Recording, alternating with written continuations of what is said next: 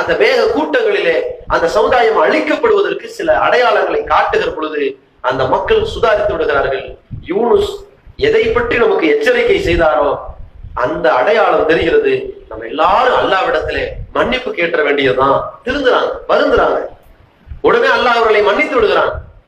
இந்த நிகழ்வு யூனுஸ் அலைஹிஸ்ஸலாம் அவர்களுக்கு தெரியாது. போகிறார், எல்லாரும் நல்லா இருக்கிறத பார்த்துவிட்டு கடுமையான கோபத்திற்கு ஆளாகி விடுகிறார். அப்ப நான் இந்த சமுதாயத்தை அழிக்க வேண்டும் என்று கேட்டேனே, அதற்கு என்ன மரியாதை? ஒரு தூதருடைய கோரிக்கைக்கு அப்ப என்ன மதிப்பு இருக்கிறது? அப்ப நான் எதற்காக இதை கேட்க வேண்டும் என்ற கோபம். அல்லாஹ் குறிப்பிடுகிறான், மீன் வயிற்றுல இருந்தாரே, அப்படி ஆரம்பிக்கிறான். மீன் வயிற்றுல இருந்தாரே இந்த யூனுஸ் இருக்கிறார், என்ன செய்தார்?